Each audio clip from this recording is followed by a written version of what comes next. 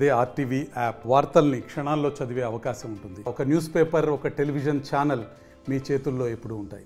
గ్రామం కోదాడ మండలం సూర్యాపేట జిల్లా. మా కురిసిన వర్షం వల్ల మా ఇల్లు మొత్తం కోల్పోయినాం. మేము మా ప్రాణాలు కాపాడుకోవడానికే మేము మా ఇంట్లో కుటుంబాన్ని కూడా మేము ఇబ్బందిలో ఉన్నా కూడా మేమంతా ఒడ్డుకు చేరుకున్నాం. మేము 5 కుటుంబాలం కూడా తక్షణం 5 నిమిషాలు కూడా మా ఇంట్లో ఉండొద్దంటే మేము కలిసి ఎంత ఒడ్డుకు చేరినాం అంటే మేము అదే 8 నెలల బాబుని 3 నెలల పాపని వేసుకొని ఆ వర్షంలో ఎంత దూరం వెళ్ళిపోయినామంటే అంత దూరం వెళ్ళిపోయిన మా ఇంట్లో సామాగ్రి, మా ఇల్లుని కూడా అసలు ఉందో లేదో అని కూడా మేము ఊహించకుండా ఉన్నాం. ఊర్లో తొగర్రాయి గ్రామంలో పొద్దున్న నుంచి జేసీబీ పెట్టి బ్రిడ్జి మొత్తం మంచిగా చేపించారు. చేపిస్తూనే ఉన్నారు. వర్షం పెద్దగా అయిన తర్వాత జేసీబీ వాళ్ళంతా వాళ్ళ ప్లేస్లోకి వాళ్ళు వెళ్ళిపోయారు. 7కి మాకు కరెంట్ పోయింది. 7కి వరద తగిలింది. మా ఇంటి పక్కన 3 నెలల పాప వాళ్ళు లక్ష్మి అన్న వాళ్ళు ఉన్నారు.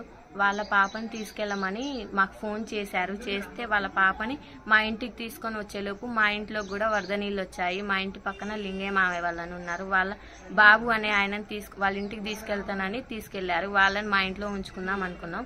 కానీ వాళ్ళ ఇంట్లోకి కూడా నీళ్ళు రావడంతో లింగయ్య మావయ్య వాళ్ళు కూడా మా ఇంటికి వచ్చారు.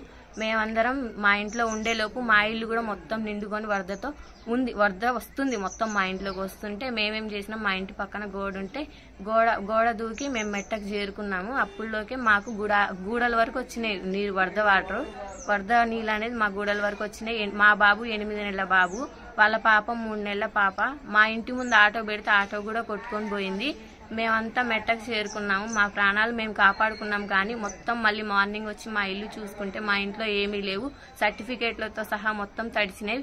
మొత్తం సామాను మొత్తం కొట్టుకుపోయింది. మా ఇంటి పక్కన మాకు ఫోన్ చేసిన వాళ్ళ ఇల్లు, వేరే వాళ్ళ ఇల్లు మొత్తం కొట్టుకుపోయినాయి. ఏమైనా వస్తువులు మాత్రం ఏమీ లేవు, మొత్తం కొట్టుకుపోయినాయి. ఏమీ లేవు.